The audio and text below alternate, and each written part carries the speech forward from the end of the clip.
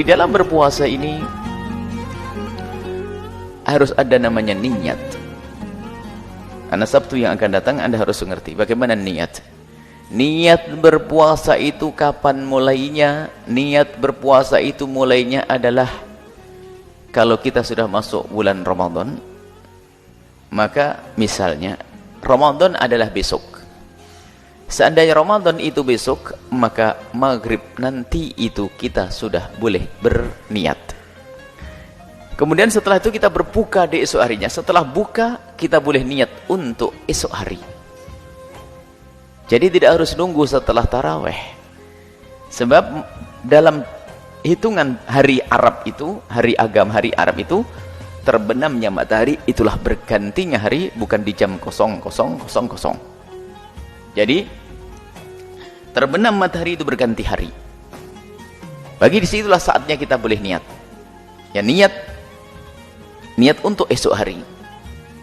Niat berpuasa di bulan Ramadan. Kemudian yang harus kita ketahui tentang niat, kalau kita berniat itu harus di malam hari. Kalau Anda lupa niat di malam hari, maka puasa Anda tidak sah. Misalnya Anda malam itu lupa tidak niat, tak taunya sampai pagi belum niat, maka Anda tidak sah dalam berpuasa. Maka dari itu wajib kita melintaskan niat di malam hari, namanya tabit niat. Menginapkan niat di malam hari. Ini masalah niat. Jadi masalah niat waktunya adalah mulai terbenam matahari sampai terbitnya fajar, shadiq, masuk subuh.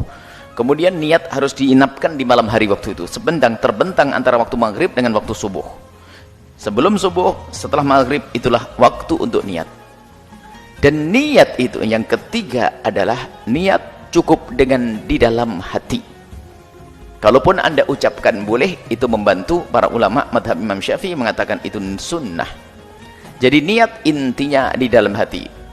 Karena niat di dalam hati, ya artinya adalah Anda bermaksud untuk puasa bulan Ramadan. Kalau harus Anda ucapkan, maka ucapan itu berbunyi, aku niat puasa Ramadan esok hari. Gitu saja. Aku niat puasa Ramadan esok hari. Aku niat puasa Ramadan esok hari. Itu sudah sah.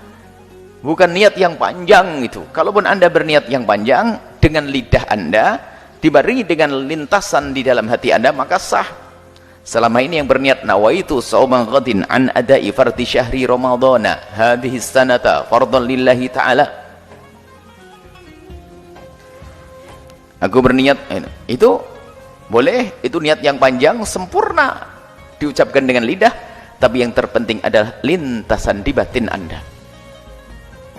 Tapi kalaupun Anda ingin mengajari orang yang mungkin susah menghafal, sebab ada sebagian ibu-ibu, bapak-bapak yang tidak mudah menghafal yang demikian ini. Sebab kita temui ada di kampung-kampung itu ada ibu itu ternyata melakukan sholat tarawih itu diantaranya adalah untuk mengikuti niat puasa.